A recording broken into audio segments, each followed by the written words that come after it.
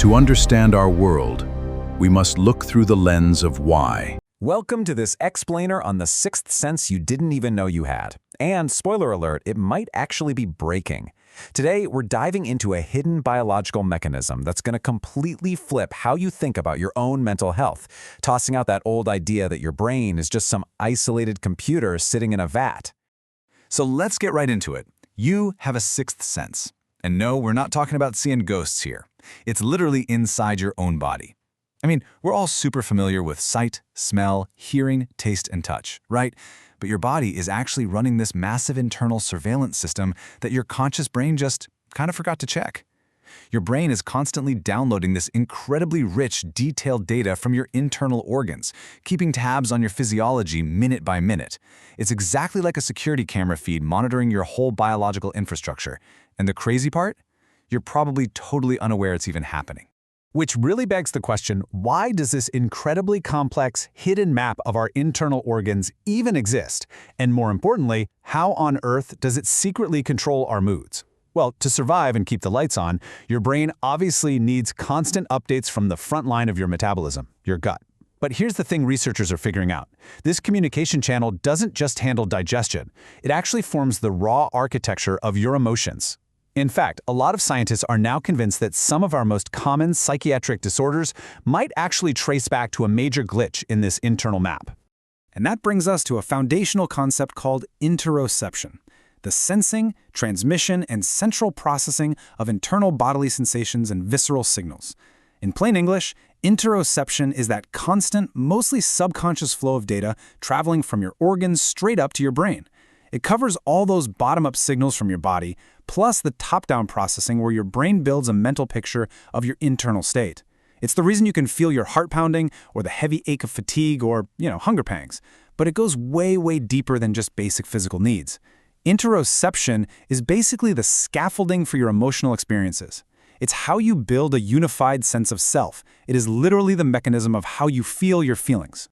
A massive part of this system is the vagus nerve, which acts as this incredible continuous feedback loop.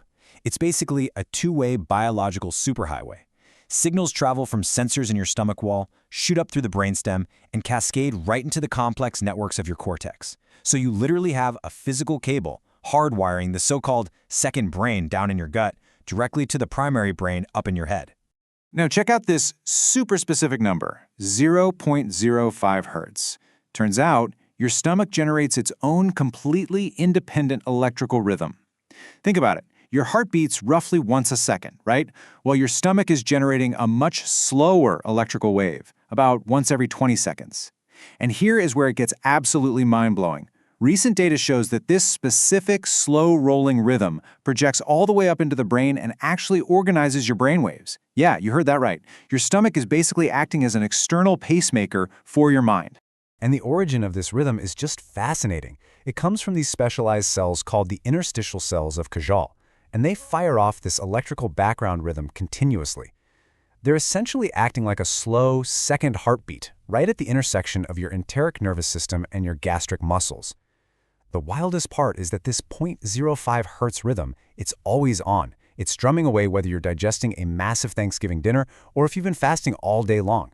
It's this permanent, underlying baseline that your nervous system is constantly listening to.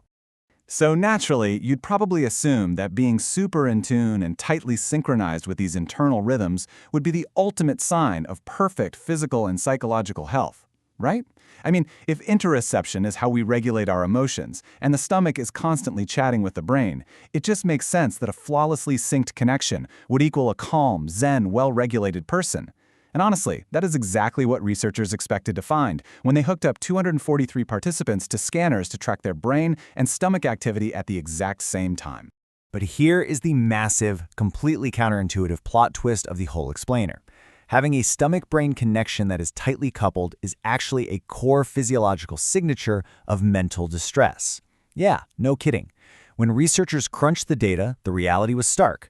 Better mental health, higher well-being, just a better quality of life in general, those were actually associated with a reduced gastric coupling to the brain. On the flip side, a hypersynchronized connection was heavily linked to a whole spectrum of negative mental health outcomes. There's this fantastic quote from researcher Dr. Leah Benellis that really hits the nail on the head. She notes that the stomach's connection to the brain may actually be too strong in people under psychological strain. So a hyper-coupled gut-brain system isn't some cool biological superpower. It's actually a bodily alarm system under severe strain. It's not that your body is functioning perfectly, it's that your whole system is essentially locked into a state of hypervigilance. Think of it like a car alarm that's become so incredibly sensitive, it starts blaring when just a gentle breeze blows by. The brain gets overly fixated on those visceral signals coming from the stomach, and it becomes completely unable to just tune out the baseline background noise of the body. If we look at how this physically maps out, this overcoupling shows up in specific transdiagnostic hotspots in the brain.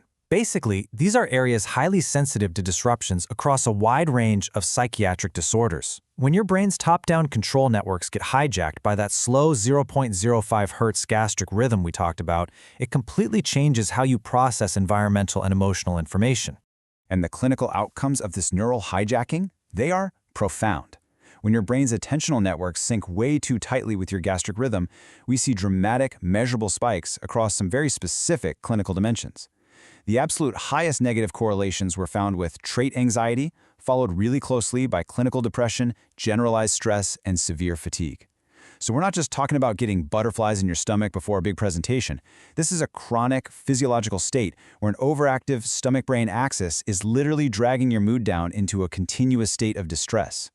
Now, this lines up perfectly with what doctors see in gastroenterology. This exact kind of hypervigilance toward our own visceral signals is a massive hallmark of functional gastrointestinal disorders, or FGIDs, things like irritable bowel syndrome. In patients with IBS, neuroimaging actually shows structural and functional changes in the exact same interoceptive networks we've been discussing. They display this heightened visceral sensitivity, meaning totally normal gut signaling is interpreted by the brain as painful. So it links physical gut pain directly to an amplified state of emotional arousal and psychological distress. Okay, so you are definitely wondering about the classic chicken or the egg scenario here, right? Does psychological distress, say chronic stress from work or your environment, cause your brain to overcouple with your stomach? Or does an initial biological overcoupling down in the gut cause the anxiety and depression? Well, scientists are still untangling the exact directionality of this loop right now. But what is absolutely undeniably clear is that mental illness is fundamentally intertwined with this physical brain-body axis. It is a continuous, reinforcing loop where the brain and the gut are constantly informing and influencing each other's state of alarm. But here is where things get really exciting, and honestly pretty hopeful. The future of this research is pointing toward therapies that can physically intervene in this loop.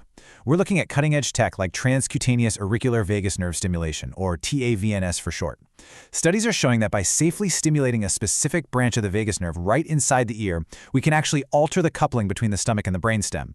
That is huge. It means we might soon have non-invasive tools to safely recalibrate and rewire this hyperactive interoceptive network.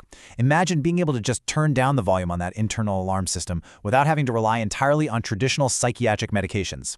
So, the biggest thing you should take away from this explainer today is a total reframing of your own well-being. We have got to stop treating anxiety, depression, and stress as issues that exist purely in your head. Mental health is physical health. The gut-brain axis isn't just a fun metaphor anymore, it is a measurable electrical rhythm that is literally dictating your emotional reality. It is finally time we start checking the cameras, paying real attention to our physical, visceral states, and treating the human body as the beautifully complex, interconnected network it actually is. Which really just leaves us with one final question to chew on. If your stomach is secretly acting as the metronome for your mind, what other hidden biological rhythms are quietly running your life without you even knowing? Why settle for shallow facts? Join the intellectual rebellion. Subscribe to Why Lens now.